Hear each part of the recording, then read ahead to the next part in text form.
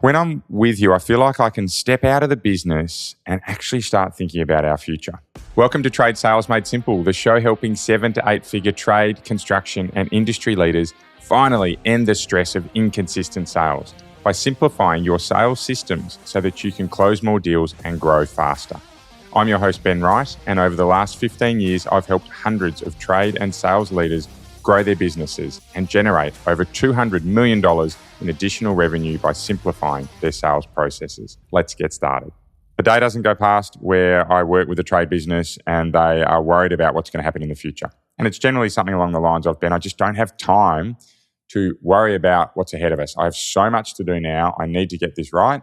And so for right now, for me, my focus is on today, tomorrow, and actually just keeping the business going. So common, and for me, really, really tough as a business owner. At the moment, things are not getting easier for business owners because sales deals are taking a long time to close. We've got government tax changes coming in that aren't going to help us. And then at the end of the day, we're in a world where macro changes, such as fuel price changes, can have really big impacts on how we run our business or how profitable we are. So as a leader, finding time to be able to step out of your business and focus about your future is so important. But the reality is most leaders obviously don't have that time. So I'm going to step through a process that you can go through today. There's 3 areas to it that will allow you to really quickly take stock of where you're at as a business now and give you some guiding principles, some North Stars, right, if you want to use buzzwords, or actually just give you a few things to do each and every day that can help you move your business forward to where you want to be in the long run. Okay, so I had a great quote when I was a younger man around Mark McClure, who ran a really large marketing agency globally. And I always forget how to pronounce his name, right? And for me, that's not important, right? We try to acknowledge quotes from people when we hear them, but the most important thing for me is the message that came from it. And that is something like this. Strategy's easy. Pick what you want to do and then implement like crazy. And I have absolutely lived with that across my sales life and really encourage our trade business leaders to do the same thing. But how do you do it without needing to devote a huge amount of time, right? Or how do you do it when you're not sure around how you focus on the future of the business? So I also received some great advice when it came down to how you do strategic planning from one of my previous business partners. Right, we were together for 10 years and had a terrific relationship for 9 out of those 10 years. And his approach to strategic planning is one that I still do now.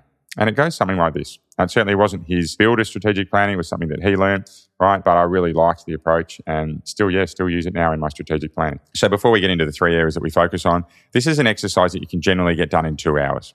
So you can do it on your own, no doubt. You can do it with key people in your business, if you have those, or key people that are helping you. So if you have a mentor, if you have a coach, this is an activity I'd really encourage you to do with them.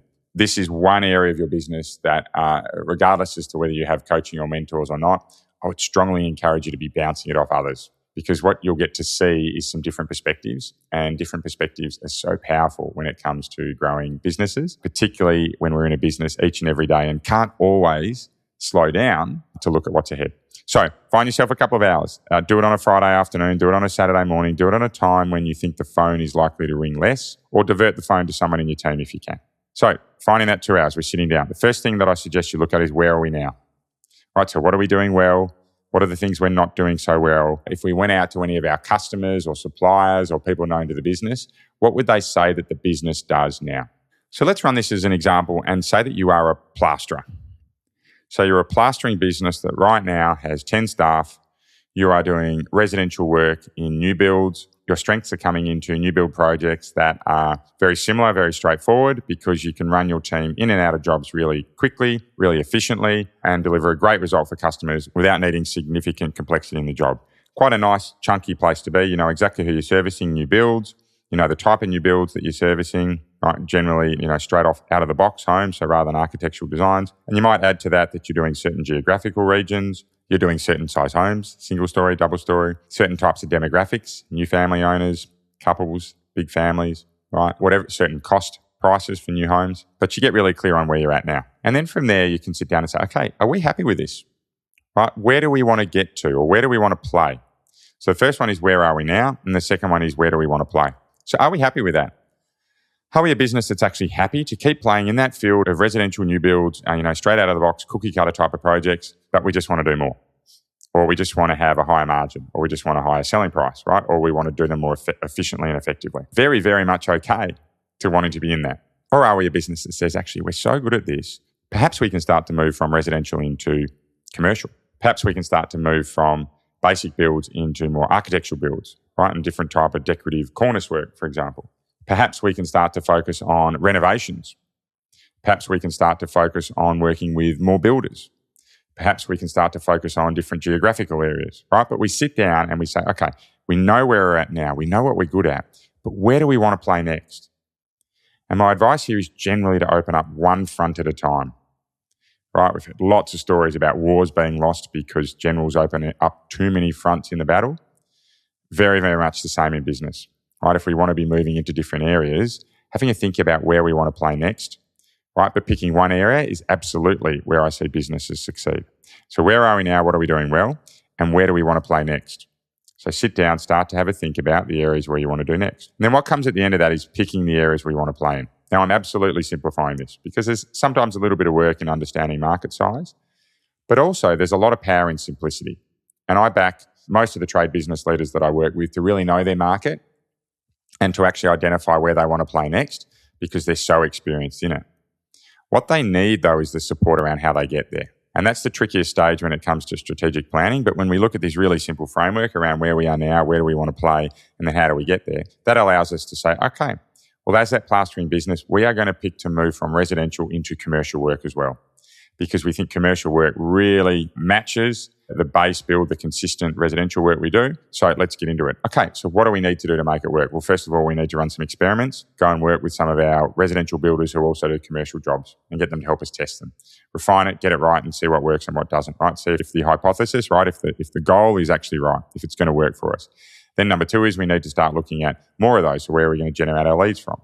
Number 3 is we need to bring in some different type of equipment. Right, so commercial tilt wall buildings, for example, we're going to need to be doing more work at height, so we need to negotiate some scissor hire rates, or we need to buy a scissor lift because it's going to be far more economical for the business, right? We start to have a think about all the things we need to do to get there. We need more plasterers, we need more experienced plasterers, we need more trade assistants, right, who are able to do a lot of the cleaning up because the commercial builds move a lot faster because there's less corner cuts and so forth. So whatever it is that we need to do to get in there, we actually allow ourselves to plan it out. We then get to put timelines next to it, who's in charge and what success looks like. And for me, as an approach to strategic planning, that is really, really competent. Where are we now? Where do we want to play and how do we get there? It simplifies it. It allows us to sit down and pick an area that's going to work for us without putting significant stress onto the business. But most importantly, it gets us rolling. It gets us moving forward. I talk a lot about progress over perfection. It's one of the key things that I really recommend businesses focus on to grow even close rates, right? Back in episode 224, we spoke a lot about that, right?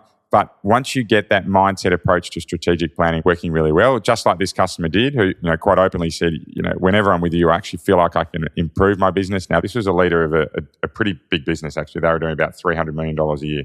It's a pretty experienced at a strategic level, but even at that level, was able to openly say, hey, when I'm with you, I can sit down, I can simplify it, and we can move things forward.